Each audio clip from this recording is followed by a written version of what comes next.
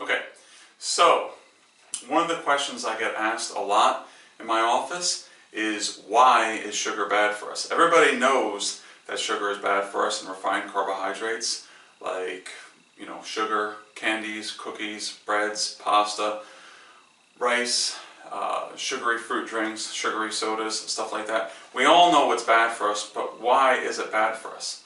So hi, my name is Dr. Sheehan from Sheehan Natural Health Improvement Center, and today that's what we're going to try to figure out.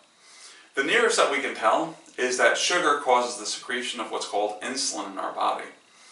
Insulin is needed in small amounts in our body, but it's not needed in large quantities. And so when we overconsume these foods, it causes elevated insulin levels, and chronically elevated insulin levels cause all sorts of health problems. So let's take a look and see what elevated insulin levels do to us. First of all, elevated insulin levels will increase the growth rate of cancer cells. I was just reading a study yesterday that said that 40% of all cancers are linked to obesity.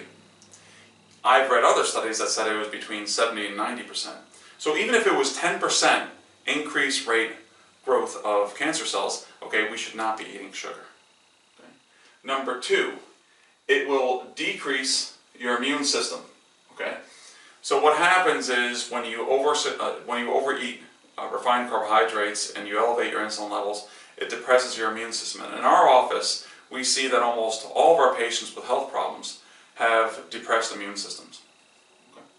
Number three, a big one, inflammation. It will increase inflammation. Inflammation has been linked to heart disease, cancer, diabetes, brain dysfunctions such as Alzheimer's, osteoarthritis, and of course diabetes. All of our chronic health diseases these days have to do with inflammation, and elevated insulin from elevated intake of carbohydrates causes it. Number four, fluid retention. Think high blood pressure and weight gain. We all know that if we've been on a diet for a little while and we binge for a day or two, usually we gain a couple pounds. That is fluid retention. Now, fluid retention will increase blood pressure. One of the most commonly prescribed drugs on the market today are low blood pressure or high blood pressure drugs. So drugs to decrease blood pressure. Blood pressure is a big problem in this country, leading to more heart disease, by the way. Number five, increased thickness of blood. Think high blood pressure. Elevated insulin levels will increase the viscosity, the thickness of blood, giving you more strain on your heart. And the number one and number two killers in this country, cancer and heart disease. Number six, stimulates production of bad cholesterol by the liver, equals more heart disease. It's a myth that actually increased fat levels and increased cholesterol will increase bad cholesterol levels. But increased consumption of refined carbohydrates causes the insulin to go up in our body, which causes the secretion of more LDLs and more total cholesterol.